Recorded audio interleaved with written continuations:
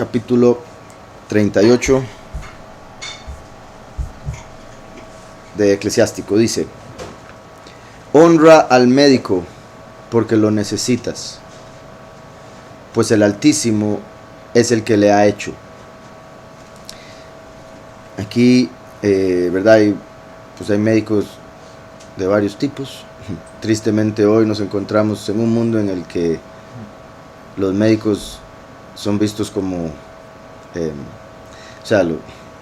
a los que se consideran médicos, ¿verdad? Son los que tienen un título, una carrera y hacen mucha plata, y todo lo que hacen, en su mayoría, obviamente no todos, lo hacen por el dinero, y lo vimos en los últimos 3 años, tristemente.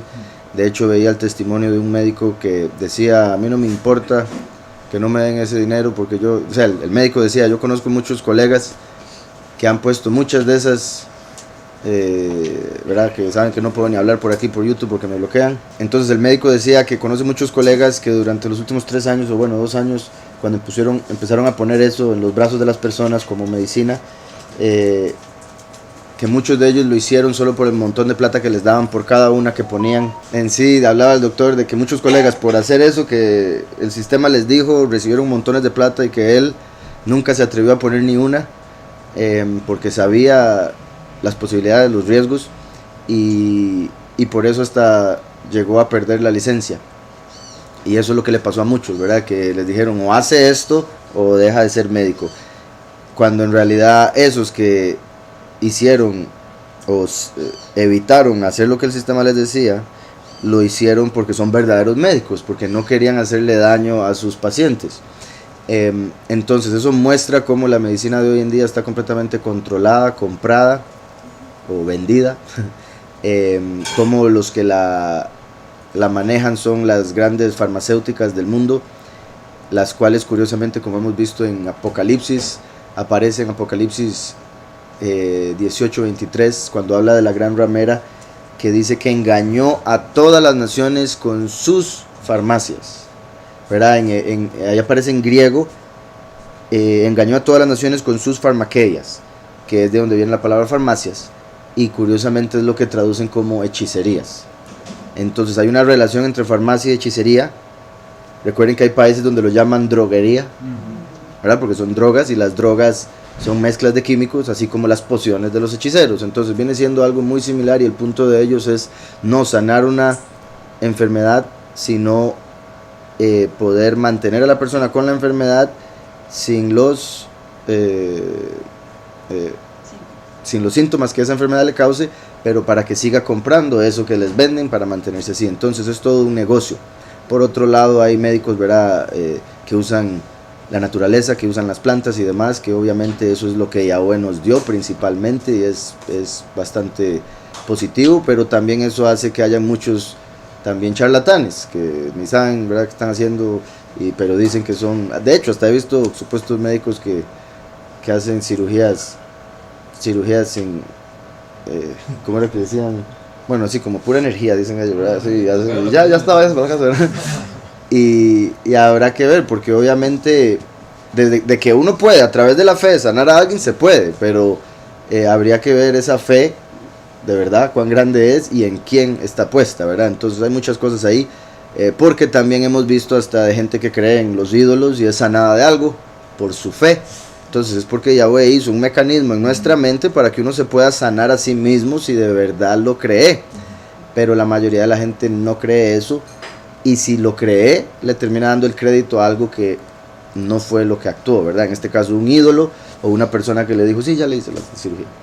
Entonces hay otros, ¿verdad? No sé si los han visto. Había uno en Brasil que hacía eso, que se hizo muy famoso, ya después lo agarraron que era pedófilo, no sé qué otras cosas, pero hay varios de esos, como que agarran un órgano tal vez de un animal o algo así, como todo ensangrentado, y es así como casi que lo andan debajo de la manga. Entonces hacen que meten la mano en el abdomen de alguien y de repente sacan el órgano, y hacen todo un show, ¿verdad? Y la gente que está viendo de verdad cree que le sacaron el órgano así, que es bastante triste, sorprendente y demás. Entonces aquí obviamente están hablando de los verdaderos médicos. Se podría decir claramente Yahushua es el médico por excelencia, porque no solo sana el cuerpo, sino el alma. Y sabemos que Yahweh es llamado Yahweh Rafa, que eso se podría traducir como Yahweh el médico, Yahweh el sanador, Yahweh Rafa. Por si algo, Rafael, el nombre Rafael significa el poderoso es sanador, o el sanador es el poderoso. Entonces, honra al médico porque lo necesitas, pues el Altísimo es el que le ha hecho, porque de Elohim viene toda medicina. Vean ahí qué peligro, porque un montón de gente, me imagino, agarrando este verso y diciendo, entonces póngase, ¿verdad? Toda medicina, o sea, toda cosa que cura, porque de Elohim viene toda medicina, que repito, se podría decir como todo lo que verdaderamente cura. Si algo mantiene el mal y tras de eso provoca otros efectos secundarios, eso no vino de Yahweh, eso vino del hombre, y por eso tiene sus defectos, tiene sus problemas, y por eso mantiene a la persona mal. Entonces eso lo quiero dejar claro por si algo, para que nadie tuerza esto. Solo porque a algo malo le digan medicina, no significa que lo sea. Porque de Elohim viene toda medicina, y el médico será remunerado por el rey. Al médico le elevará su conocimiento a los honores, y será celebrado ante los magnates. El Altísimo creó de la tierra los medicamentos. Vean eso, de la tierra. Entonces está hablando de medicamentos naturales. Aquí dice, Yahweh creó las plantas medicinales. Yahweh creó las plantas medicinales, dice otra traducción. Y el nombre prudente no los desecha. ¿Dice nombre o hombre? Y el médico inteligente sabe usarlas. Entonces debe ser hombre aquí, ¿verdad? Porque aquí dice nombre. Pues, y el hombre inteligente o el médico inteligente sabe cómo usarlas. Vean eso también, no, sabe cómo usarlas o no los desecha. Obviamente el médico tiene que tener el conocimiento de cuáles plantas usar para cuál mal. Algo que he pensado, bueno, hace muchos años lo había pensado, me parecía interesante ese pensamiento, lo recuerdo ahorita, digamos, nosotros fuimos hechos del barro, ¿verdad? De la tierra.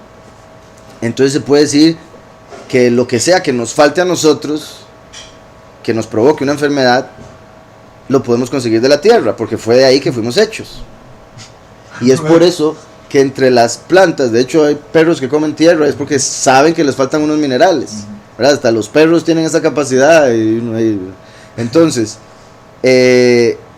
fuimos hechos del barro, y es por eso que entre plantas que salen igualmente del barro están las cosas que necesitamos para nosotros estar bien. Entonces por eso, si algo nos falta, podemos comer de X planta y ya se regenera, ya se restaura ese problema o lo que sea que estaba fallando, se arregla. Y también se podría ver como que, y no que sea así tan literal, pero mi punto es para entender, entre comillas, cuán simple sería para el Padre hacer algo. El hecho de que una vez que entremos a la otra realidad, Yahweh nos pueda dar un cuerpo el cual no llegue a faltarle absolutamente nada, y por decirlo así, todas las cualidades de las plantas de todo el mundo se encuentren ya dentro de nosotros, como para que nunca nos enfermemos del todo. Repito, fuimos hechos del barro, y de ahí mismo salen las plantas que sanan cualquier cosa que nos llegue a faltar, si es que, porque normalmente es, por ejemplo, una alimentación X. Si comemos, obviamente si comemos mal, el cuerpo va a estar mal. Puede ser que estemos comiendo no tan mal, pero nos falte comer algo específico que el cuerpo sí necesite, y eso es lo que llega a causar un problema. Después lo encontramos en una planta y se arregla. Pero entonces el hombre prudente o el médico inteligente no los desecha. Hay muchos médicos de este mundo que desechan todo lo natural y que le dicen a cualquier persona, olvídese eso no sirve para nada, eso es un invento, eso son cuentos. Entonces ese no es un médico prudente, ese no es un médico inteligente ni sabio, simplemente es un médico entre comillas, que quiere hacer plata, que alguna farmacéutica le está pagando para que venda algún producto, porque normalmente es así con los médicos. Por otro lado, el hombre prudente en general, no tiene que ser médico, no debería desechar aquello que Yahweh creó, entendiendo que si Yahweh lo hizo es mejor que cualquier cosa que el hombre haya hecho. Entonces, también recuerden que el árbol de la vida que va a estar en la Nueva Jerusalén, sus hojas, las hojas del árbol de vida van a ser para sanidad de las naciones. Entonces, incluso si vemos eso, literal, está hablando de que van a haber hojas de un árbol que la gente va a tener que comer de las naciones para poder seguir con vida. Entonces esas hojas van a tener todo lo necesario para que el cuerpo siga existiendo. Dice, ¿no endulzó el árbol las aguas amargas? Recuerdan que eso lo veníamos hablando antes. ¿Era aquí mismo en Eclesiástico? ¿O fue en Esdras? Fue en Esdras, ¿verdad? ¿Verdad que poder? Bendito Yahweh. Otra, ¿verdad? Como Yahweh siempre conecta todo. Acabamos de empezar a leer Ezra, el cuarto libro de Ezra, o el Apocalipsis de Ezra, y habló de esto bastante. Entonces, recuerden que aquí está refiriéndose a cuando el pueblo salió en el éxodo de Egipto, llegaron a un lugar y había un río y todo el mundo feliz de ir a tomar agua del río y empezaron a beber y era amarga el agua. Entonces ya se empezaron a quejar y murmurar, ¿verdad? Tristemente, como suele suceder. Y Yahweh le dijo a Moshe, vaya y agarre este árbol, métalo en el río. Y una vez que agarró el árbol y lo metió en el río, de repente las aguas se volvieron dulces. Entonces eso en lo físico, yo creo que sí hay algo, o sea, pruebas de algo así. Hay un árbol que tiene esa capacidad de que hace el agua dulce. Entonces es posible que Yahweh, que aún así habría sido algo milagroso, porque sería Yahweh el que le dio el conocimiento a Moshe como el médico. Moshe, agarre ese árbol, ese es el árbol que se ocupa. ¿Verdad? Como un médico que le diga, no, esa no es la que ocupa usted para su enfermedad, es ese otro. Agarre esas hojas, mezclas con aquel, hiérvalo y tómeselo y ahí se sana. ¿Verdad? Entonces algo muy similar. Y Yahweh revelándole a Moshe, este es el árbol. Aún eso es milagroso, porque le está dando un conocimiento que nadie tenía en el momento. Y por otro lado, en lo espiritual es todavía más revelador, porque recuerden que Yahushua fue colgado del madero. Yahushua fue colgado de un madero. Y así él se convirtió en el fruto del árbol de la vida. Recuerden que en hebreo madero y árbol son la misma palabra, etz. Entonces fue colgado de un madero, de un árbol, y se convirtió en el árbol de la vida, porque al nosotros tener fe en él estamos comiendo de ese árbol y estamos recibiendo la vida eterna. Recuerden que curiosamente también, como he dicho, las hojas de un árbol representan las obras de la carne o las obras humanas. Por eso Adán y Eva cuando pecaron se cubrieron con hojas. Pero Yahweh les dijo, eso no les va a cubrir nada. Y les hizo ropa hecha de pieles de cordero. Representando que sería por el sacrificio del cordero que nosotros podríamos ser cubiertos. Como dice aquí, no endulzó el árbol las aguas amargas. Ya expliqué, ¿verdad? Lo del Éxodo. Y Yahushua fue colgado de un madero para convertirse en el árbol de vida. Nuestra fe en él es comer de ese fruto. Las hojas del árbol de vida serían las obras de Mashiach.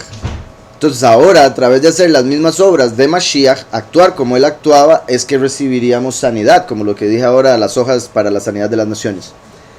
Y al decirle aquí a Moshe, agarre ese árbol, métalo en el agua amarga y va a ser dulce y todos van a poder beber, representa como al nosotros venir a este mundo, a través de Adán venimos con pecado, a pasar amargura por el pecado que lleguemos a cometer, ni siquiera por el pecado de Adán, por nuestro propio pecado, porque sea como sea llegamos a pecar. Entonces por nuestro propio pecado pasamos amargura, pero es Yahushua HaMashiach, su sacrificio en el madero, el que cuando nosotros le añadimos a nuestra vida, que es como un río que desciende, ¿verdad? Porque todo río sale de una montaña y llega hasta el mar, que representa el Seol. Entonces el río representa la vida del hombre. Entonces un río amargo por el pecado, pero cuando llega Mashiach a nuestra vida es ese árbol que se puso en el río y a partir de ese momento se endulza el agua y por ende se llega a tener la vida verdadera, la vida eterna, e incluso en este mundo se llega a sentir la dulzura de la vida a pesar de estar en un mundo de pecado, de error y demás. Entonces no endulzó el árbol las aguas amargas, y ya que está diciendo eso porque está hablando del médico que utiliza las plantas para sanar. Dice, la virtud de los medicamentos pertenece al conocimiento de los hombres. Yahweh se la ha descubierto para que le exalten por sus maravillas. ¿Verdad? Como se lo descubrió a Moshe, así lo hizo con otros médicos. Con ellas cura y mitiga los dolores. El boticario hace composiciones suaves y forma ungüentos saludables, y no tendrán fin sus operaciones, porque la bendición de Elohim está extendida sobre toda la tierra. La bendición de Elohim está extendida sobre toda la tierra. Tristemente al hombre le cuesta ver lo espiritual y por ende tener discernimiento de cómo la bendición de Yahweh está por toda la tierra, ¿verdad? Hace unos días escuchaba unos ateos hablar que me parecía sorprendente el argumento tan erróneo. El ateo decía algo así como que según él voy a tratar de acordarme cómo era el enredo y estupidez que hizo, porque era como un enredo para confundir a más de uno, y voy a tratar de acordarme el enredo, que era como, pues, decía, si el Todopoderoso es bueno y misericordioso como dicen, entonces amaría a todo el mundo. Ahí ya hay un error, porque sabemos que no es así. Están pensando en el Dios del mundo, que es otro. Pero ya empezó ahí con un error. Entonces decía que hay un argumento de un filósofo por ahí, que era el que él tomaba para decir que no existe, porque decía, entonces si él es así, él tendría una relación personal con cualquier persona que esté sinceramente dispuesta a creer en que hay un poderoso. Eso sí es cierto, Yahweh está dispuesto a tener una relación personal con cualquiera que esté dispuesto a creer en él, alguien que verdaderamente sea humilde. Y ahí está la clave, eso no lo mencionó claramente, la humildad. ¿Por qué? Porque los ateos normalmente no son humildes. Ellos piensan saber todo o saber más que el resto. Y es muy difícil, o sea, y yo diría que imposible, pero tal vez Yahweh me llegue a sorprender con algún ateo humilde. Pero si es así, llegaría a creer eventualmente en el poderoso, porque reconocería su lugar, su posición como creación. Y podría reconocer que todo es dependiente de alguna otra cosa, ¿verdad? Este ventilador es dependiente de aquel que lo formó por un lado para que funcionara, y por ende hay un creador de esto, o de la computadora, o de otras cosas. Igual todo depende de alguna otra cosa. Las plantas que crecen dependen del agua, del sol, del viento. Todo depende de algo. Absolutamente todo en la creación depende de algo. Por ende, eso también indica que tiene que haber al menos una cosa que está fuera de y que no depende de nada, pero todo depende de él. Y esa fuerza es obviamente el Todopoderoso, que ni ese filósofo ni ese ateo está tomando en cuenta. Pero volviendo al argumento del ateo, decía, entonces si una persona humilde que quiere conocer de verdad si hay un poderoso está dispuesto, el poderoso que es bueno debería tener una relación personal. Pero como eso no sucede, entonces eso indica que no hay un poderoso, que no hay un Dios. Solo porque ellos esperan que se les manifieste como ellos quieren. Entonces nunca, ¿verdad? Ellos a mi manera, como niños malcriados, como yo quiero, y si no, no existe. Ver para creer.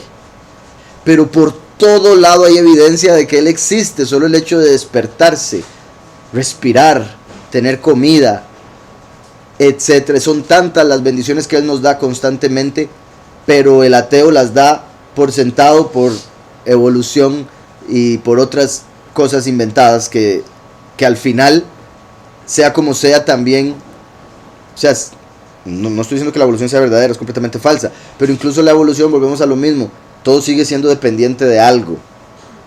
Y si todo es dependiente de algo, ¿qué sería ese algo o ese alguien del cual todo depende? Como el Big Bang, ¿de dónde salió la energía que hizo la explosión, que hizo que todo existiera, según ellos, ¿verdad? Otro montón de cosas donde al final muestran que lo que están es ciegos. Y son ciegos que dicen ver, como los fariseos. Por lo menos los fariseos decían creer en el Todopoderoso. Pero los ateos son ciegos que dicen ver, y por eso Yahushua dijo, Él vino a darle vista a los ciegos. Pero por otro lado, a través del ser la verdad y la forma en que se manifestó, los que dicen ver permanecerían en ceguera. Y de hecho hay otro argumento de los ateos, y no sé, bueno, lo voy a mencionar porque también me puse a responder, eso sí me quise responderlo, que era el de, si el Todopoderoso es todopoderoso, que si puede hacer una piedra que Él mismo no pueda levantar. Entonces el argumento de ellos es que si el Todopoderoso es todopoderoso, debería poder hacer una piedra que Él no pueda levantar, pero si no la puede levantar, entonces no sería todopoderoso. Pero no están entendiendo, o sea, están haciendo algo muy estúpido, que es pensar que el Todopoderoso es algo físico. No están separando el mundo físico del espiritual. Y curiosamente el Todopoderoso, que es espíritu, como dice la Escritura, hizo el mundo físico. en el cual existen las piedras, porque son materia. Y él, si quisiera levantar una de esas piedras, tendría que entrar a la realidad física. Y al entrar a la realidad física se sujetaría a las leyes de ese mundo que él creó, porque él es justo. Y de ser así, habrían piedras que no podría levantar. ¿Sí me explico? Digamos Yahushua, a pesar de que él dijo, el que tenga fe puede decirle a esa montaña, muévase y se moverá. Pero él no dijo, voy a levantar una montaña para que vean. Porque eso habría sido similar a con lo que lo tentó Satanás al decirle, cambia esa piedra en pan. ¿Verdad? Como use su poder para algo egoísta, use su poder para calmar su hambre. Entonces, se podría decir que Yahweh cumplió eso que ellos dicen, porque no solo hizo todo, sino que después entró como hombre, ser humano, para poder salvar a los hombres. Y no solo eso, en el sentido espiritual diría que es todavía más poderoso, porque recuerden que Yahushua es la piedra que desecharon los edificadores, y según la historia del judaísmo, esa piedra que desecharon los edificadores era porque no la podían levantar. Dijeron, es que no se puede, esa piedra que usted quiere poner ahí no se puede. Entonces tuvieron que llamar a un espíritu que la levantó, según la historia de los judíos. Pero es muy curioso, entonces la piedra que los edificadores desecharon por pesada, se convirtió en la piedra de ángulo. Y por eso cualquiera que esté en contra o no crea en esa piedra, se tropezará con la piedra, o la piedra le caerá y lo despedazará, lo desmenuzará, como dice la escritura, por su peso. Entonces también es muy interesante que recuerden que el primero vino como hijo, el último viene como padre. Entonces vino el hijo como la piedra, el último viene como Yahweh el padre. Y curiosamente Yahweh nos dice en Isaías 63 que lo salva su propio brazo. O sea, Yahweh vino antes para dejar la salvación disponible para cuando viniera después, como hijo pródigo. Entonces al final no es él el que levanta la piedra, porque no puede, sino que es la piedra la que lo levanta a él. Entonces me parece sorprendente cómo esa paradoja que usan los ateos para decir que no existe el Todopoderoso, se podría decir que el Todopoderoso la usó en la misma profecía para manifestarse él y mostrar su poder. Y quiero ver cuando todos los ateos estén en el juicio y Yahweh les explique eso más a fondo todavía y digan, uy, qué torta. Pero bueno, dice, porque la bendición de Elohim está extendida sobre toda la tierra. Hijo, cuando estés enfermo, no te descuides a ti mismo. Hijo, cuando estés enfermo, no te descuides a ti mismo. Antes bien, ruega a Yahweh y Él te curará. Ruega a Yahweh y Él te curará. Y vean cómo lo pone ahí primero, ¿verdad? O sea, ya habló de medicina, pero aquí no dice, ruega a Yahweh y Él te mandará la planta que debes. No, y Él te curará, punto. Puede hacerlo directamente o puede que le diga a través de esto, esto y esto. Apártate del pecado, que eso es lo principal, ¿verdad? Claramente que nos va a apartar de cualquier mal. Endereza tus acciones, razón por la que hay que constantemente examinarse para ver si hay alguna acción que no esté completamente recta y por ende enderezarla. Y limpia tu corazón de toda culpa. Importante también, una vez que se aparta del pecado, endereza sus acciones, limpia su corazón de toda culpa, porque la culpa lo puede destruir a uno, puede hacer que nunca se levante, por más que se haya arrepentido, puede hacer que nunca se levante de la caída. Y recuerden que Satanás es el acusador, e incluso cuando Yahweh ya lo ha perdonado a uno, Satanás sigue acusando, porque él va a seguir acusando hasta Apocalipsis 12, cuando caiga de la tierra en los últimos 7 años. De hecho, ahora que lo pienso, Satanás cae a la tierra, entonces a partir de ese momento ya no va a haber acusación en los cielos. No me extrañaría que eso vaya a hacer que los impíos que quedan en la tierra se vuelvan todavía más impíos, porque es como si ya de repente la conciencia no les dijera nada, no les acusara. ¿Sí me explico? Mientras que aquellos que de verdad buscan hacer lo correcto y se arrepienten de corazón, el enemigo odia eso y es lo que más va a tratar de acusar, y es de ahí donde a veces uno ya se arrepintió 100% de X cosa, le pide a Yahweh, Yahweh lo perdona 100%, pero uno sigue escuchando la acusación y a veces uno mismo se sigue culpando. Por eso dice, limpia tu corazón de toda culpa. Es necesario. Dice, ofrece suave olor y la flor de harina en memoria. ofrece suave olor y la flor de harina en memoria. Recuerden que eso era minjá. Bueno, suave olor se puede ver también como el incienso, las oraciones de los apartados y sus buenas obras, la flor de harina que representa a los pocos que van a ser las primicias. Sea perfecta tu oblación, ¿verdad? Tu sacrificio, como la escritura habla de sacrificio de labios que confiesan su nombre. Bueno, fruto de labios que confiesan su nombre, que es el sacrificio de alabanza. Ahí es un mix. Y entonces da lugar al médico. Entonces primero haga todo lo anterior para asegurarse que está bien y después pase al médico, si es necesario. Porque el médico se va a encargar, en el caso del que estamos hablando, de plantas y demás, del aspecto físico. Y es a uno con Yahweh al que le toca el aspecto espiritual. Entonces si uno sigue en pecado, sigue haciendo lo malo, lo que sea que haga el médico no va a funcionar, o va a ser por un momento que funcione y después va a volver el problema porque no se está purificando, no está limpiándose de la culpa, etc. ¿Verdad? Como primero habla, ruéguele a Yahweh, Yahweh lo cura.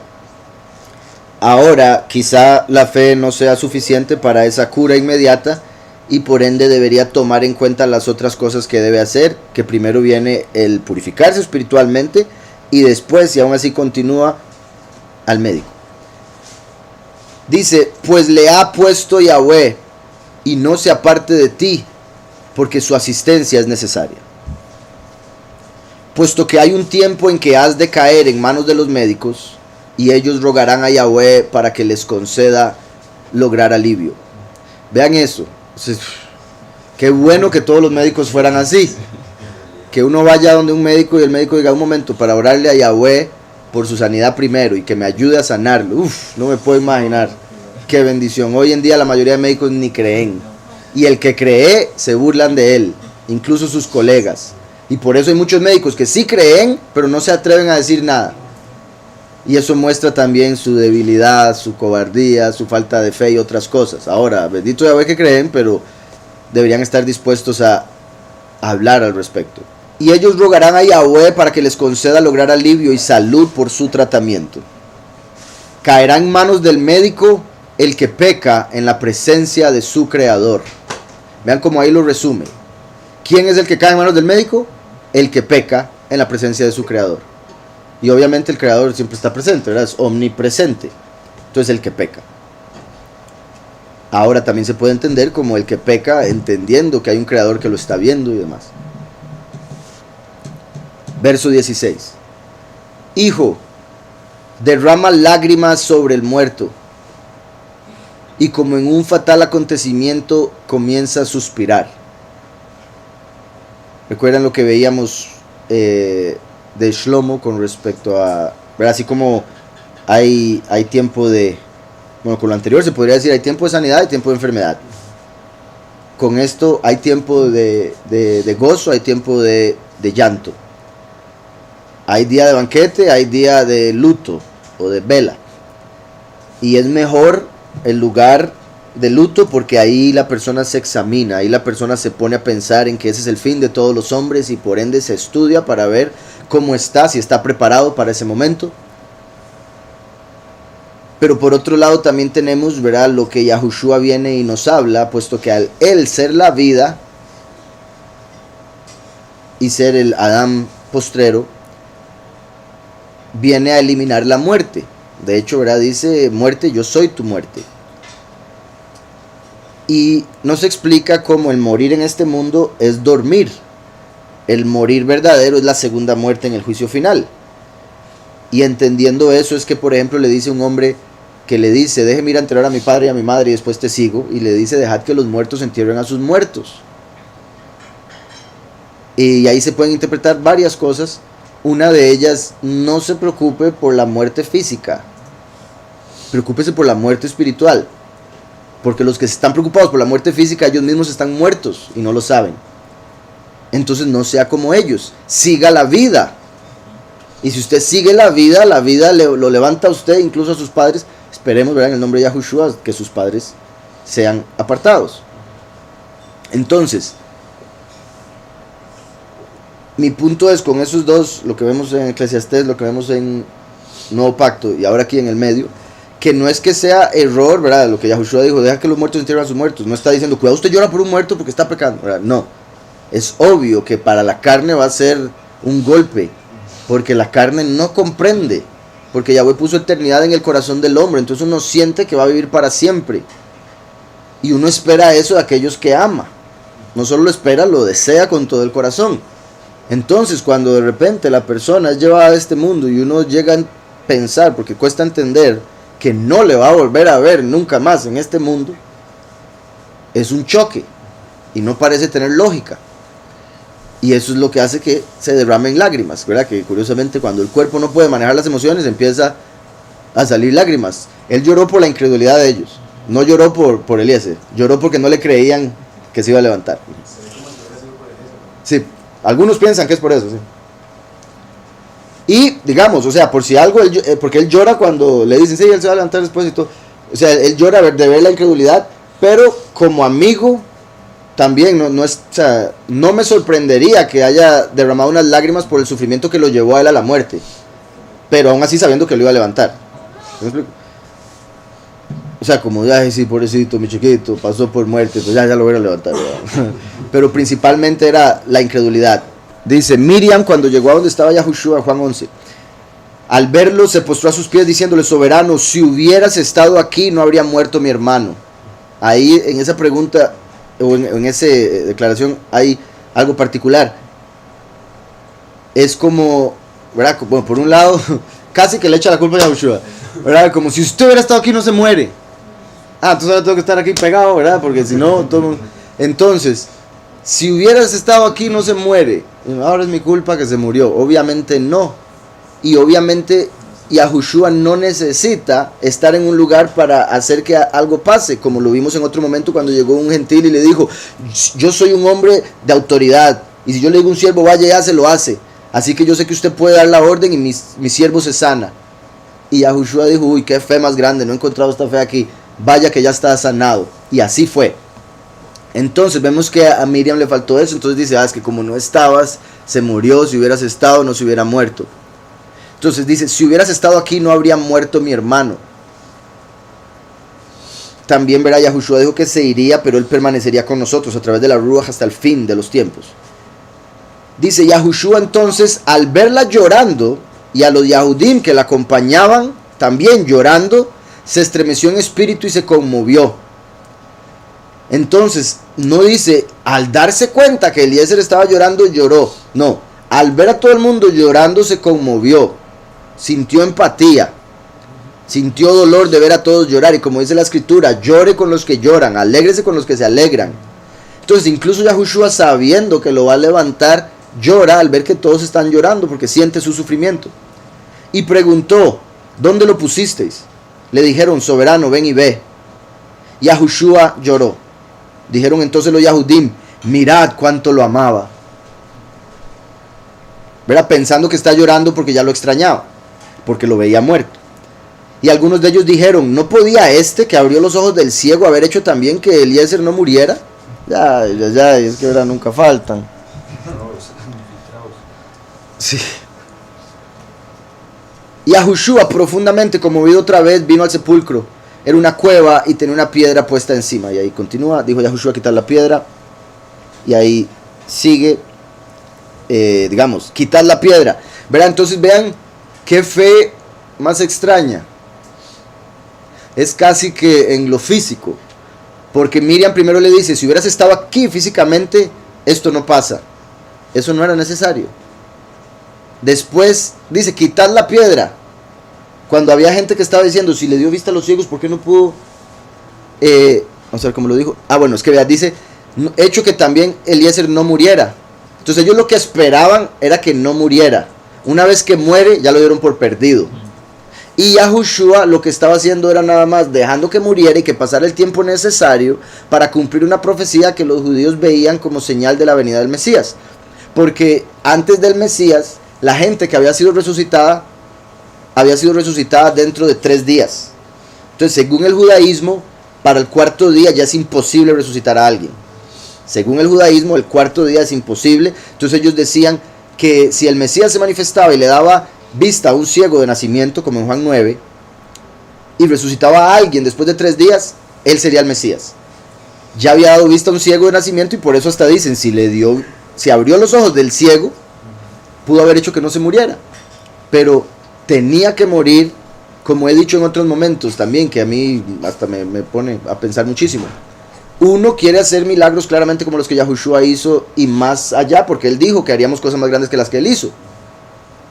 Una de las cosas más grandes, los milagros más grandes, obviamente es resucitar un muerto. Entonces uno diría, qué lindo poder resucitar un muerto, qué bendición. Pero eso significa que alguien se tendría que morir. Y uno dice, no, pues mejor que nadie se muera. Porque qué duro pasar por ese proceso. ¿Me explico? Entonces hay que entender ese detalle. Y en este punto, Eliezer tenía que morir para que esto se cumpliera. Por eso Yahushua andaba por allá. Le avisan y se espera todavía un rato más. Cuando llega, le dice ya, abran la tumba. Y Marta, la hermana del que había muerto, le dijo, soberano, hiede ya, porque ya lleva 4 días. Entonces, como ya no quieren que lo resucite. Entonces, primero que sí y después que no. Entonces, vemos que la fe es limitada a lo que ven o a lo físico. Porque si de verdad fuera la fe que Yahushua esperaba, cuando dice, quiten la piedra, lo va a levantar. Pero tal vez estaban pensando, no, es que lo quiere ver porque es su amigo. Entonces Marta le dice, no, hombre, ya huele feo. ¿Cómo va a hacer eso, Mashiach? Entonces, 4 días dando a entender eso que les decía. Curiosamente, Yahushua vino en el 4.º milenio, el 4.º día, a dar la resurrección. Y dice, Yahushua le dijo, ¿no te he dicho que si crees, verás la estima de Yahweh? Si crees, ahí está la clave. Entonces parecería que ellos ya creían porque dicen, uy, si le dio vista al ciego, ¿no pudo hacer que no muriera? Eso no es tan creer, eso más bien es como tratando de quitar fe. Eso es el enemigo usando la supuesta fe para poner duda. Porque dicen, ¿por qué no hizo esto? ¿Por qué no hizo aquello? ¿Por qué no lo hizo a mi manera? ¿Por qué no lo hizo como yo pensaría que debía ser? ¿Sí me explico? Y después Marta igual, abran la tumba o quiten la piedra. Y ella, ay, soberano, pero es que ya huele feo. ¿Por qué va a hacer eso? Usted, ¿por qué pregunta? Nada más haga. Y eso es algo que nos sucede mucho, obviamente. Preguntar y preguntar y preguntar y dejar de hacer. Cuando la fe sin obras está muerta. Entonces, preguntar viene siendo parte de la falta de fe. Porque el que tiene fe entiende que no necesariamente tiene que saberlo todo como para saber que los mandamientos de Yahweh son buenos, por ejemplo. En este caso, el mandamiento de quitar la piedra. También, vean, bendito Yahweh, Yahushua le dijo a otra gente, quitad la piedra. No fue Yahushua, Yahweh hecho hombre, quien la quitó.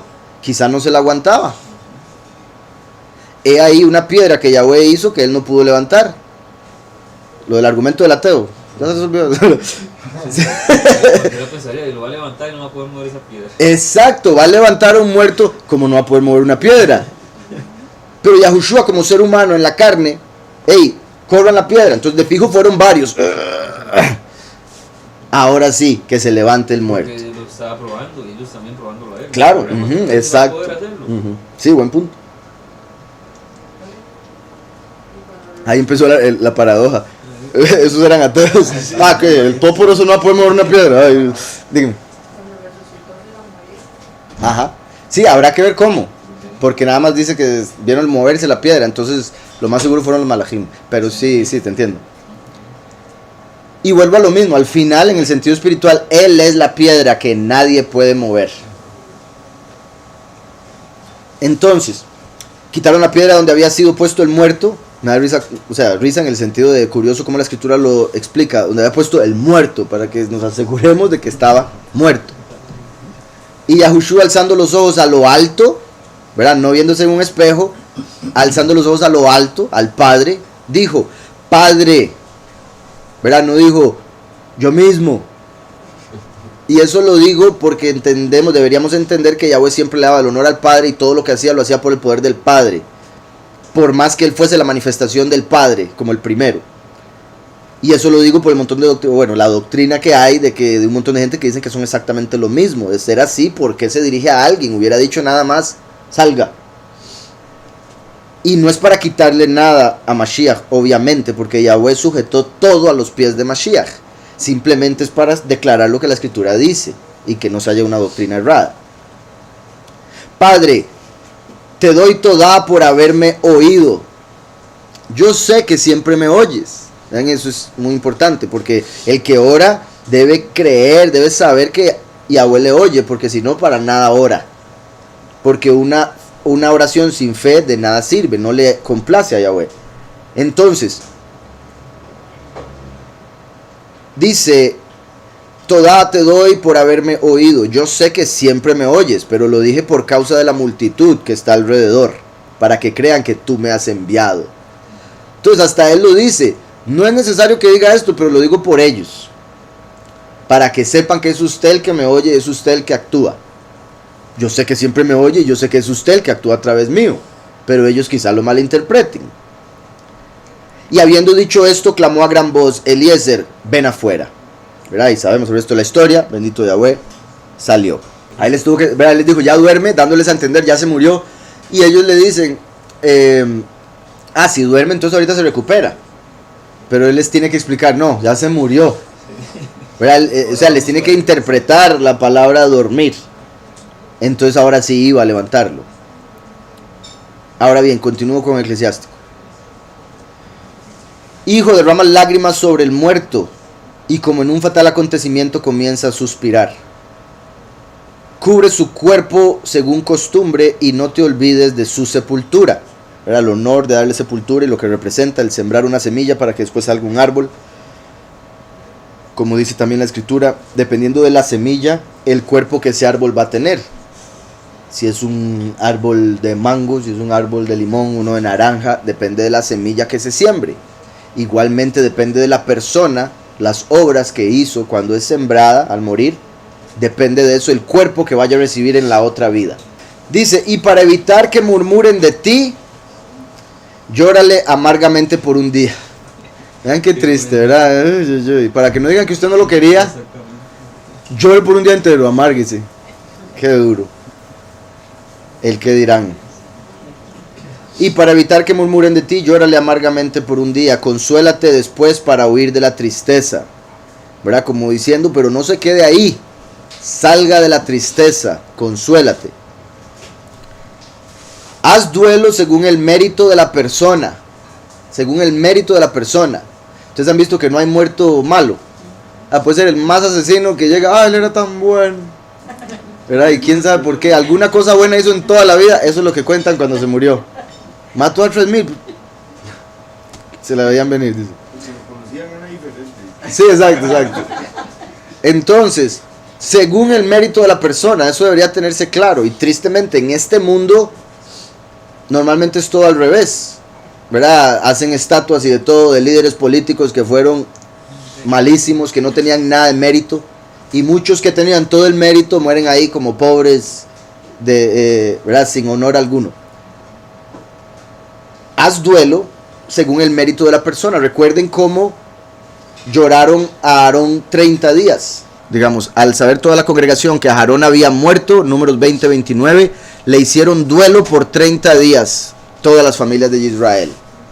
¿Verdad? Era común hacer duelo por 7 días. ¿Recuerdan cuando Metushelach murió? Yahweh dio tiempo para que hicieran luto 7 días y después mandó el diluvio. Metushelach, el nombre significa con su muerte lo enviaré.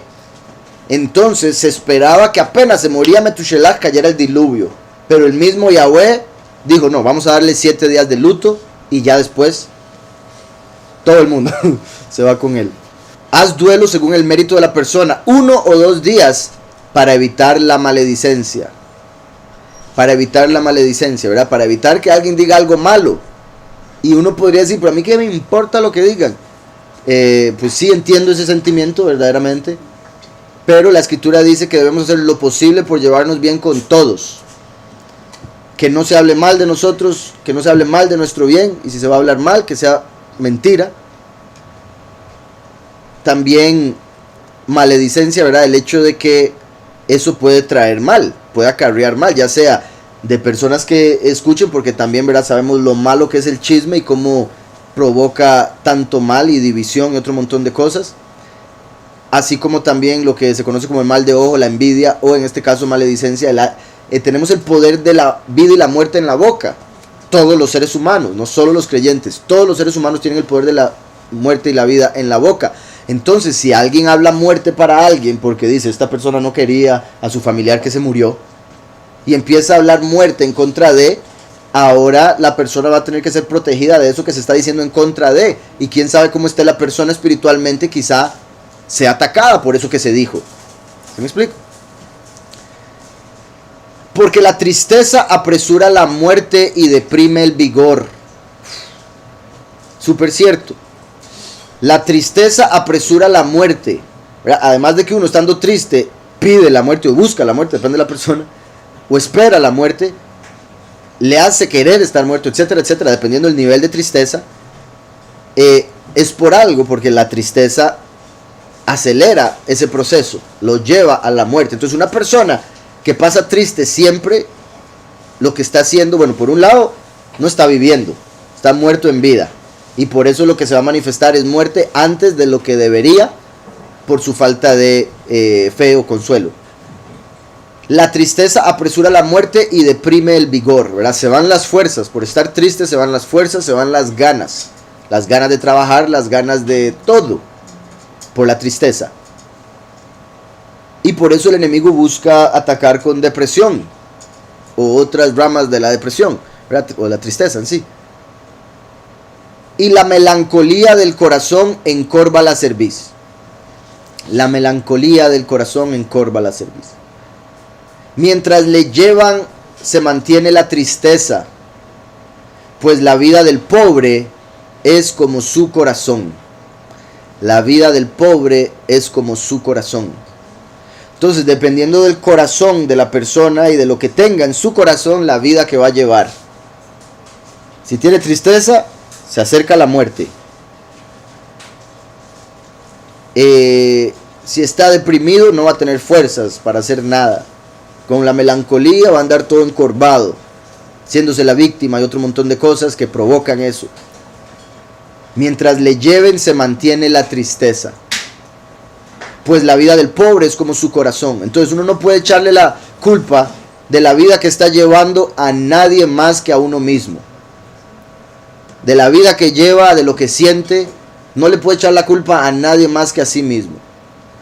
Por eso debemos todos purificar nuestro corazón y buscar siempre guiarnos por la inclinación al bien, porque el corazón es engañoso sobre todas las cosas, y por eso el corazón, tristemente, al ser engañoso, siempre va, si solo nos dejamos llevar por el corazón, nos va a terminar llevando a esa melancolía, depresión y lo demás. Y bueno, no solo eso, también puede llevar a otros a la soberbia y a otro montón de pecados. No abandones tu corazón a la tristeza. No abandones tu corazón a la tristeza. Arrójala de ti y acuérdate de las postrimerías. Bendito Yahweh. Eso se conecta con la historia, recuerdan que he mencionado en otras ocasiones, de Shlomo, que mandó un hombre a conseguirle un anillo que hiciera al que lo llevara. Si estaba triste, lo hiciera feliz, y si estaba feliz, lo hiciera triste. Y el hombre dijo, ¿qué me está pidiendo este rey? Y haciendo la historia corta, se encontró con un hombre que le dijo, yo tengo lo que usted necesita. Y fue y empezó a trabajarlo y se lo dio. Y él lo agarra y donde lo lee, bueno, donde lo ve, dice algo aquí escrito, que decía, esto también pasará. Esto también pasará. Entonces, si eso lo tiene uno puesto, ¿verdad? Si uno está feliz, lo lee, esto también pasará, uno se entristece porque dice, sí, la felicidad que llevo se me va a pasar en algún momento porque va a pasar algo. Pero cuando estoy triste, leo eso, esto también pasará, bendito Yahweh, que la tristeza que siento va a pasar.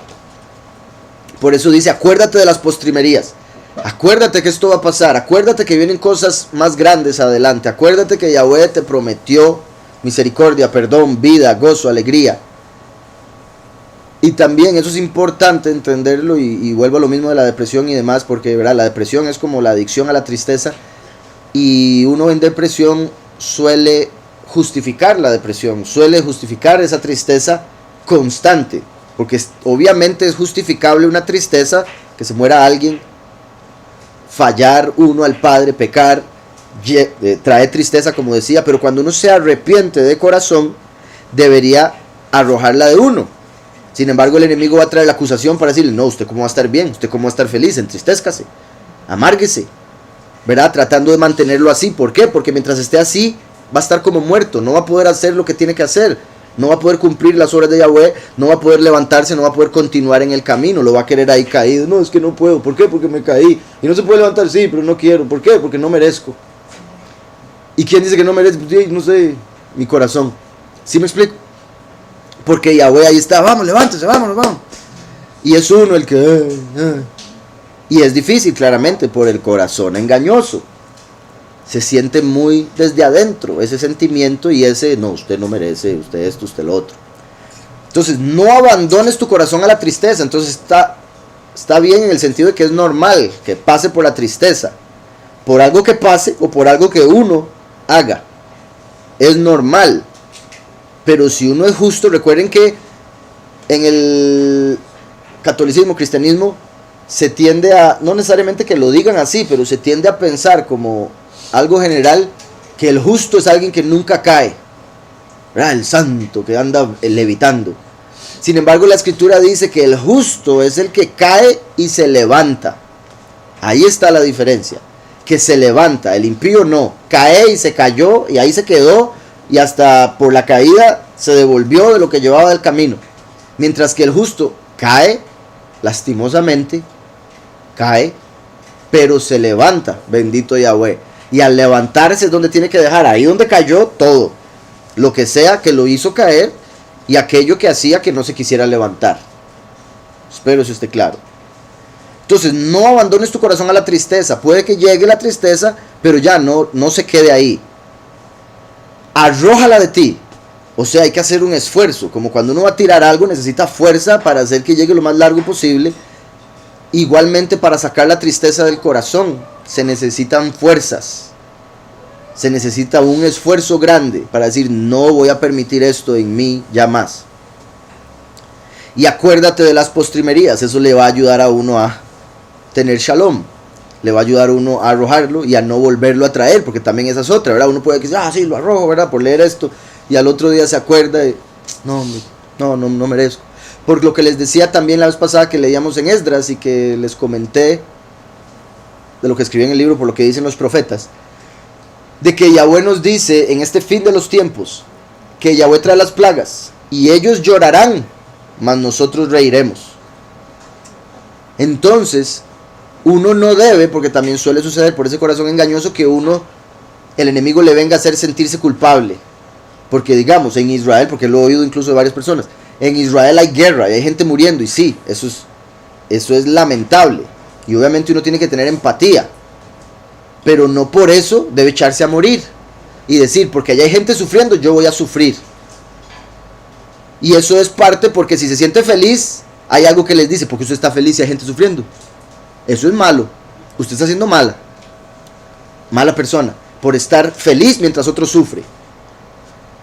Pero Yahweh nos dijo, en este fin de los tiempos así va a ser. Van a caer 1000 a un lado, 10,000 al otro lado. A nosotros no llegarán. Eso debería hacernos felices. Bendito Yahweh, que a mí no llegarán, a mí no me tocará, ¿verdad? En vez de, pobrecito, todos, y quedó con ellos. ¿Sí me explico? Entonces, eso es importante saberlo, y lo repito, ya lo he hecho varias veces, creo que el Padre por algo lo ha estado poniendo bastante, porque no debemos dejarnos llevar por ese engaño del enemigo de hacernos sentirnos culpables por estar felices.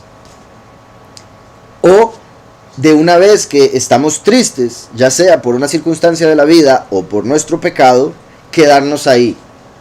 Porque el justo se levanta. Con el hijo, el que murió. Sí, el recién nacido, que verá, recuerden que eso es algo interesante. David, súper sabio espiritualmente, él comete el pecado que comete.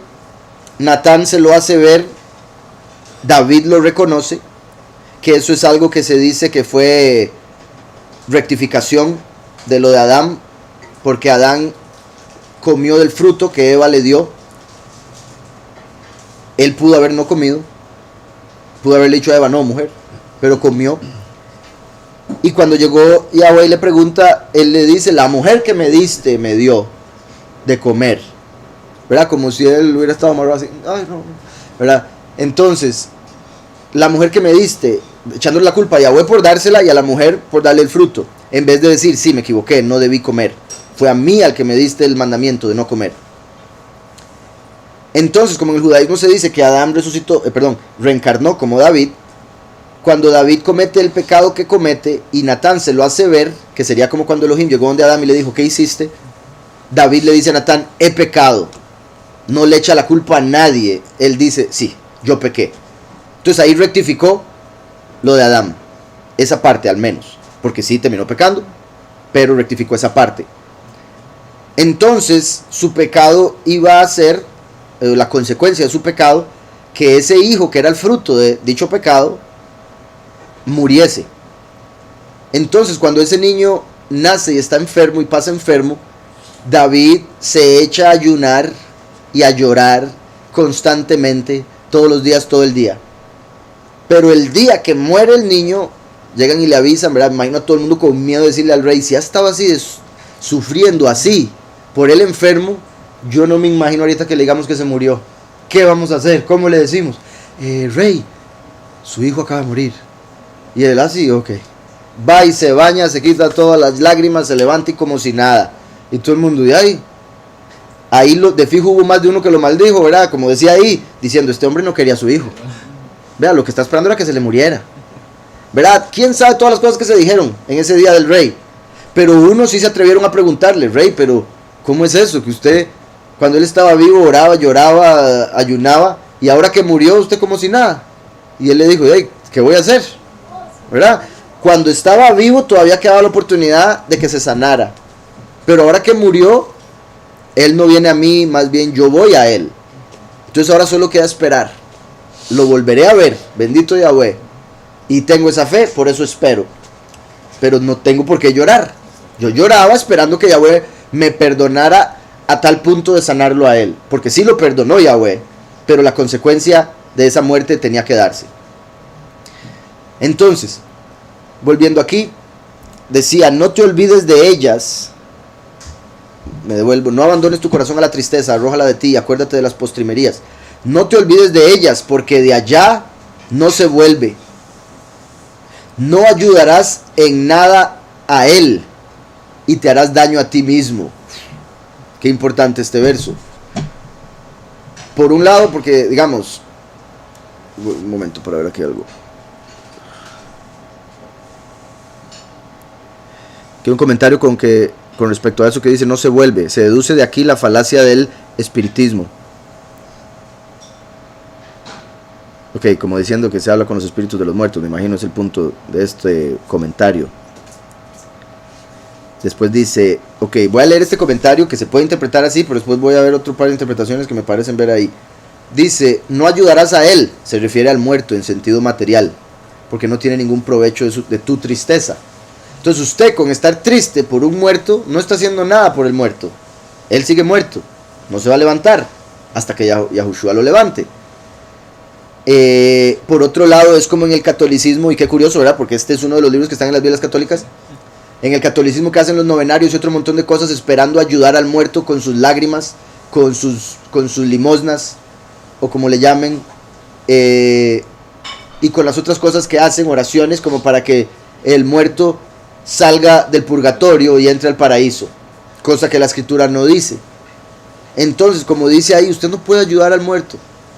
El único que se puede ayudar a sí mismo era el muerto cuando estaba en vida, haciendo buenas obras. Una vez muerto ya no hay nada que hacer. Por otro lado, al decir, es que, y por eso de las par de interpretaciones que estoy por decir, no te olvides de ellas, ¿verdad? Eso podría estar haciendo alusión a, no te olvides de las almas que murieron, o no te olvides de las postrimerías que acababa de mencionar, las cosas que vienen a futuro. o no te olvides de la tristeza. O sea, se podrían ver esas tres cosas. Por estar postrimerías de último, se entendería que es eso, ¿verdad? Entonces voy a explicar primero de esa manera. No te olvides de ellas, porque de ella no se vuelve. Bendito Yahweh, que de lo que Yahweh tiene para nosotros en el futuro, en la eternidad, de ahí no hay vuelta atrás. Entonces una vez que entremos a la eternidad de gozo, ya no vamos a volver a la tristeza. Nunca, bendito Yahweh. Una vez que entremos a esa realidad eterna, no volveremos a lo temporal. De ahí no se vuelve. Por otro lado, no te olvides de ella. Si fuera la tristeza, porque de allá no se vuelve. Si uno estuvo en tristeza y se deja hundir por la tristeza, de ahí no hay vuelta atrás. Por eso hay que arrojarla de uno y acordarse de no volver a caer ahí. O sea, acordarse de ella para no volver a caer ahí, o acordarse de ella, obviamente, para no provocar aquello que trajo esa tristeza. Entonces no te olvides de ellas, porque de allá no se vuelve. No ayudarás en nada a él. Ese es otro punto, que puede ser, como ellos interpretaron, al muerto, o uno no puede ayudar al Padre en nada por más que uno trate. O sea, uno hace lo que Él lo manda a hacer, y todo lo que uno hace lo puede hacer porque Él le dio la capacidad. Entonces al final es Él el que lo hace a través de uno, a menos de que uno haga lo que no debe, que en ese caso es otra cosa la que está actuando, la carne. Entonces, no te olvides de ellas, porque de ella no se vuelve. No ayudarás en nada a Él. Y eso, ¿verdad? Lo interpreto también así, de no se puede ayudar al Padre, porque hay mucha gente que trata y termina equivocándose. Me ha pasado. Digamos, en una profecía que le den a uno, usted va a hacer esto, el Padre va a hacer esto a través de suyo, y uno, ok, entonces, como que uno diga, por ejemplo, no que exactamente haya sido así, pero más o menos por ahí anda. Ok, si el Padre va a hacer esto a través mío, X cosa, y Él dijo que esto, entonces, de ahí, debería yo ponerme a trabajar en tal cosa o lo otro para que eso llegue a pasar. Y más bien eso es lo que lleva a veces a bloquear el que eso pase. Y lo digo por experiencia. Entonces uno debe confiar, obviamente seguir haciendo la voluntad de Yahweh, seguir estando atento, disponible, etcétera, etcétera, para su obra, pero no pensar que algo que uno haga va a poder acelerar lo que Él va a hacer, porque Él va a hacer lo que va a hacer al tiempo perfecto. Y como uno es en este mundo temporal, obviamente quiere todo ya, suele suceder, pero la madurez, el crecimiento y todo eso ayuda a entender que no todo es cuando uno quiere, ¿verdad? Como cuando uno era niño, que todo lo quería ya, uno se hace adulto y llega a entender. Y ahora uno es el que le toca decirle a los niños, no, no se puede todo ya, ¿verdad? Y uno enojado cuando uno estuvo ahí mismo. Uno, digo yo, ¿verdad? No ayudarás en nada a él.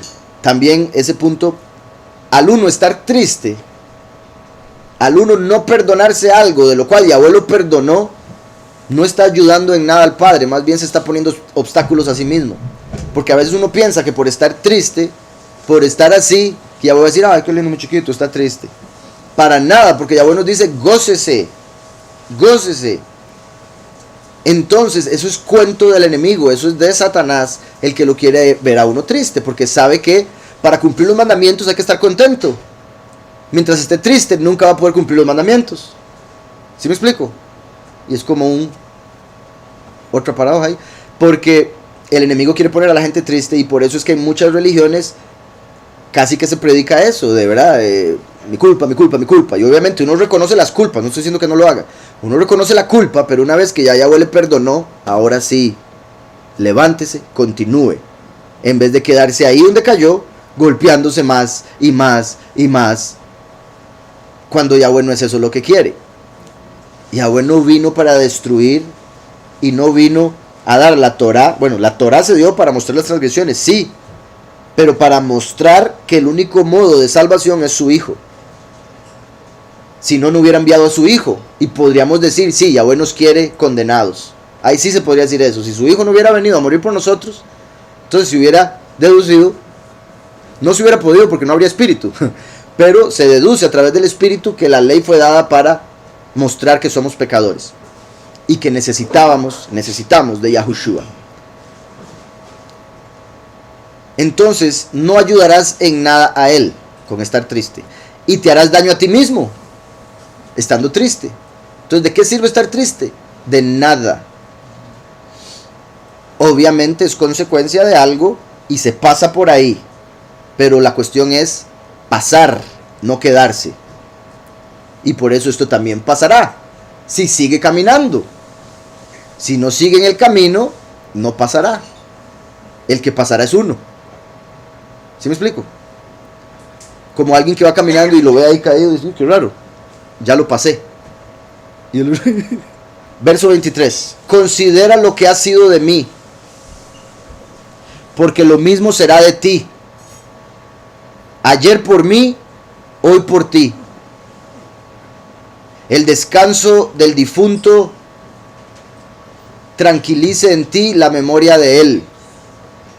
Eso es lo que nos debería dar tranquilidad, más si tenemos fe en Yahweh, que finalmente el difunto de verdad está descansando.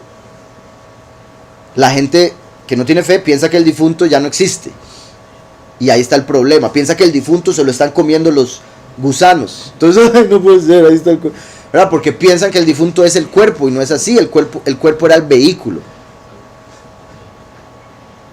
El descanso del difunto tranquilice en ti la memoria de él, porque mientras estuviese vivo todavía podía sufrir, y más si estaba agonizando, más si estuvo con una enfermedad larguísima, etcétera, etcétera. Uno dice, bueno, bendito Yahweh que ya no está sufriendo, bendito Yahweh que ya no está pasando aquello que estaba pasando, y eso debería tranquilizarlo a uno.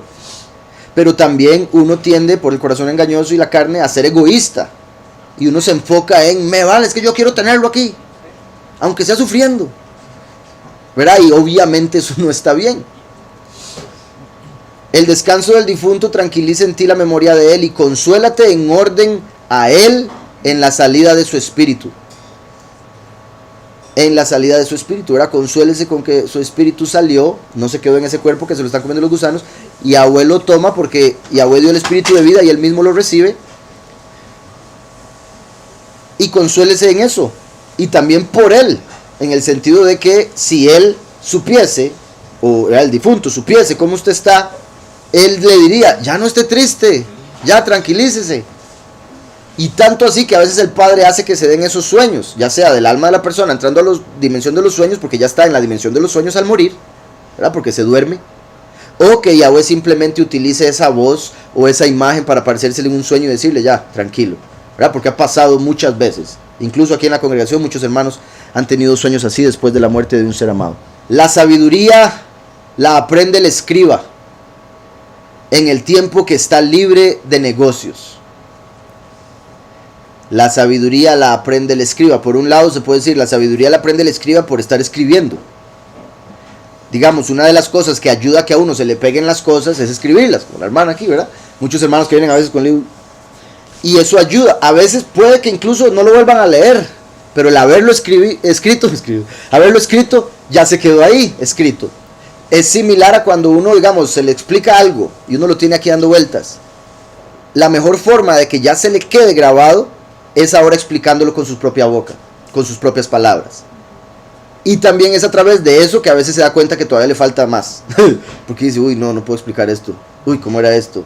Ok, entonces ahora esos son los detalles que tengo que ir a aprender para que ya tener todo entendido. Entonces la sabiduría la aprende el escriba, de ahí lo importante de escribir. Y obviamente la Torá principalmente, como los escribas, en el tiempo que está libre de negocios, ¿verdad? Porque cuando la persona está haciendo negocios, solo está pensando en eso y su mente está muy ocupada en esas cosas, en el trabajo del mundo, en lo temporal, como para poder llegar a aprender sabiduría verdadera, celestial. Y el que tiene pocas ocupaciones la adquirirá y se llenará de ella.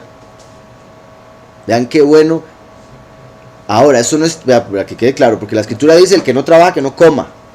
Por eso dice el que tiene pocas ocupaciones, no está diciendo el que no tiene ocupaciones, ¿verdad? Que quede claro, porque más de uno, aleluya, ¿verdad? El que tiene pocas ocupaciones, entonces está el punto ahí de no afanarse con las cosas de este mundo. No decir, es que necesito más, entonces necesito 3 trabajos. Es que necesito más, entonces no, tengo que hablar de plata, tengo que ver qué más invierto.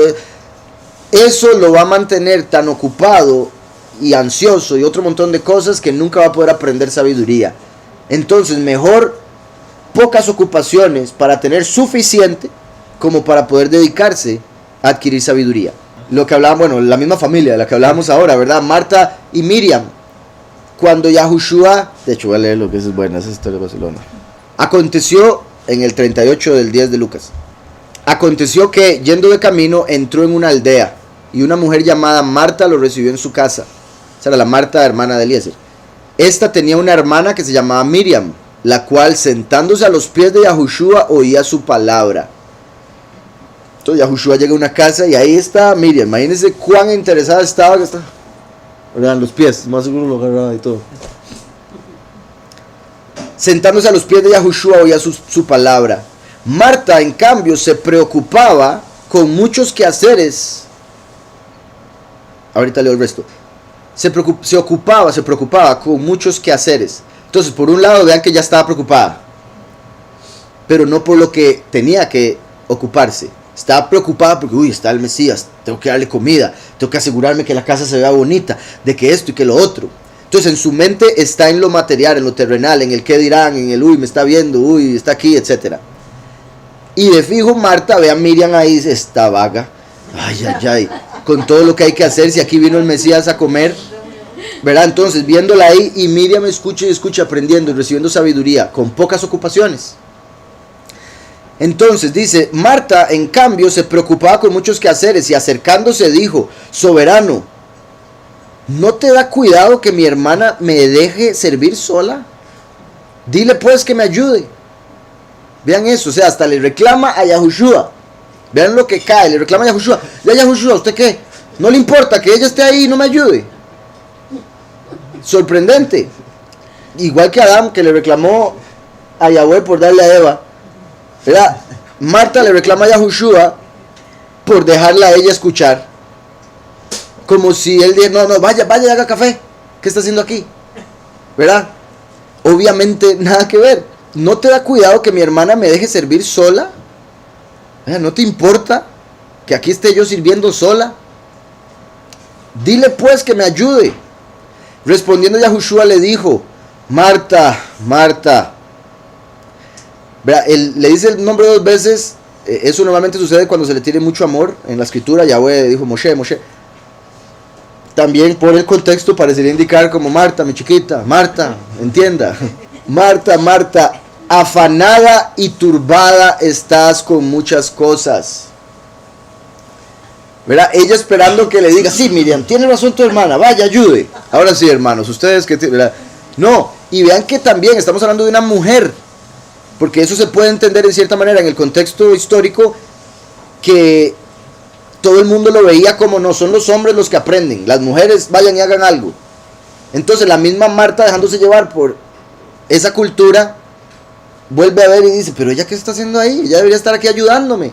Y Yahushua, en vez de reforzar lo de los fariseos y decir, sí, mujer, ¿qué haces aquí? Vaya, aquí deja a los hombres. Más bien le reclama a Marta, usted es la que debería estar aquí también. Después comemos, después hacemos algo, después limpiamos. Entonces, Marta, Marta, afanada y turbada estás con muchas cosas. ¿Verdad? Entonces, ese afán provocaba turbulencia en su mente, en su corazón, como para no entender lo que debía ser verdaderamente. Pero solo una cosa es necesaria. ¡Qué bendición! Solo una cosa es necesaria. Y Miriam ha escogido la buena parte, la cual no le será quitada. ¡Qué bendición!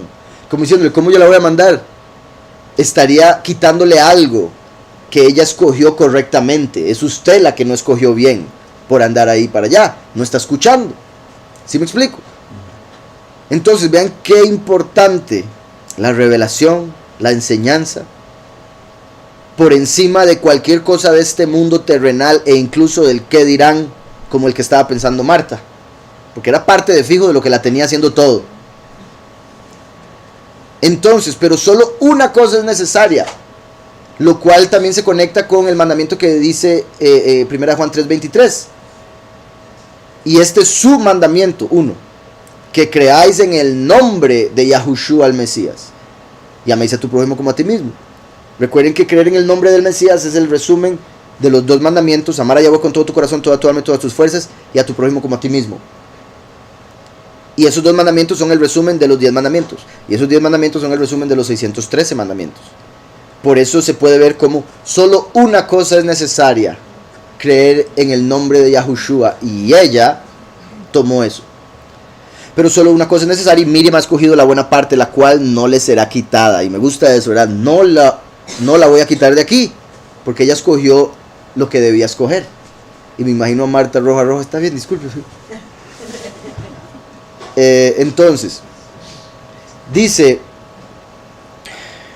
vuelvo, pero qué sabiduría, bueno, leo, en el tiempo que esté libre de negocios, y el que tiene pocas ocupaciones la adquirirá y se llenará de ella. Ahí estaba Miriam. Otro día, Marta. Pero qué sabiduría podrá adquirir el que está asido del arado y pone su estima en picar los bueyes con la aguijada, ¿verdad? Con el aguijón, y se ocupa en sus labores y no habla de otra cosa que de los toros. Ay, zapote. ¿Verdad? El que no habla de otra cosa que su trabajo, que, ¿verdad? Digamos, el mecánico solo hablar de carros, o bueno, ni siquiera, a veces hay hombres que no son nada de carros, pero pasan hablando de carros, pasan hablando de fútbol, pasan hablando de esto, cosas que ocupan su tiempo sin necesidad. Ahora, no estoy diciendo que uno no pueda conversar de algo así por un momento, pero hay gente que habla de eso todo el día, todos los días. Eso es su vida. ¿Qué sabiduría podrá adquirir el que está asido del arado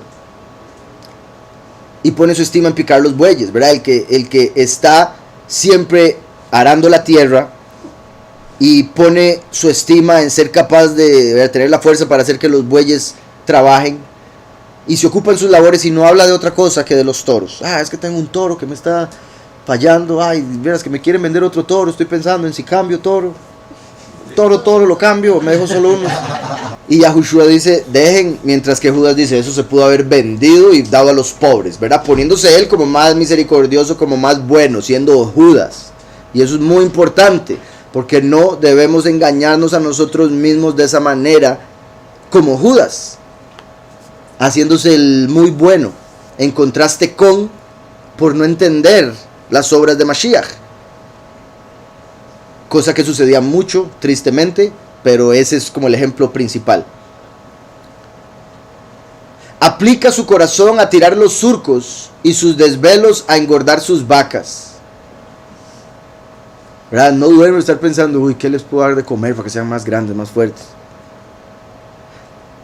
Así todo artesano y constructor que trabaja día y noche y el que graba las figuras en los sellos y con tesón va formando varias figuras, tiene su corazón atento a imitar el dibujo y a fuerza de vigilias perfecciona su obra. ¿Verdad? No duerme por estar haciendo que su trabajo sea mejor, pero ese trabajo es algo de este mundo que no le va a dar nada eterno. Así el herrero sentado junto al yunque está atento al hierro que está trabajando. El vaho del fuego tuesta sus carnes y está luchando con los ardores de la fragua. El ruido del martillo le aturde los oídos y tiene fijos sus ojos en el modelo de su obra. Entonces vea, se le está quemando la carne, está perdiendo el oído. Ya sus ojos se van a ir deteriorando. ¿Por qué? Porque está esforzándose demasiado en lo físico por cosas temporales. Los ojos deberían estar en la Torah, los oídos en la Ruach, ¿verdad? O en las enseñanzas. Dice, su corazón atiende a acabar las obras y con su desvelo las pule a la perfección. Así el alfarero sentado a su labor gira con sus pies la rueda, siempre cuidadoso de lo que tiene entre las manos y llevando cuenta de todo lo que labra. Con sus brazos amasa el barro y con sus pies doma las fuerzas del mismo. Pondrá toda su atención en vidriar perfectamente la obra y madrugará para limpiar el horno. Todos estos tienen su esperanza en la industria de sus manos. Y vean que ahí él ha puesto ya varios ejemplos, bantones, y de un hombre con un trabajo, que dedica todo a ese trabajo. Y hoy en día, que hay gente con 2, con 3. Y no por eso van a ser ricos. Porque es Yahweh el que enriquece y es Yahweh el que empobrece. Y si uno, como dice la escritura, no afanarse con el mañana que voy a comer, que voy a vestir, porque Yahweh sabe que tenemos necesidad de todas esas cosas. Y los pájaros no trabajan y Yahweh les da comida. Entonces buscad el reino de Yahweh y su justicia, y todas estas cosas os serán añadidas. Entonces, trabajen lo necesario y Yahweh le va a dar todo lo necesario. Y así va a poder tener tiempo para también conocerle a Él. Dice, pondrá toda su atención en vidriar perfectamente la obra y madrugará para limpiar el horno. Todos estos tienen su esperanza en la industria de sus manos, y cada uno es sabio en su arte. Sin todos estos no se edifica una ciudad. ¿Verdad? Entonces, es interesante cómo son necesarios todas esas industrias. Sin todos estos no se edifica una ciudad. También es curioso cuando vemos en Génesis, como lo hemos visto, que fue de Caín de quien salieron todas las industrias del mundo. De Caín, el malo, el que salió la ganadería, el arte, la construcción y un par más. En sí, las industrias del mundo salieron de Caín, porque el hijo de Adán, Set, estaba enfocado en Yahweh. Obviamente sí trabajaban, pero lo suficiente, no como para llegar a ese punto, repito, de que toda la vida estaba enfocada en eso, y por eso los de Caín llegaron a ser los que empezaron toda industria. Incluso se dice la prostitución, Naamá, hija de venía de Caín. Dice, mas no habitará en ella, ni se pasearán, ni entrarán en las... Sin todos estos no se edifica una ciudad, mas no habitarán en ella, ni se pasearán, ni entrarán en las asambleas. Están muy ocupados en el trabajo. Y a veces, digamos, el que hace el trabajo lo hace para otra persona. Entonces al final no disfruta ese trabajo. ¿Sí me explico? Construye una ciudad para el rey de la ciudad y él vive en otro lado. O incluso si vive ahí, está metido trabajando y nunca ve lo hermoso de la ciudad que se hizo. Entonces, mas no habitarán en ella, ni se pasearán, ni entrarán en las asambleas, que sería ahí donde aprenderían.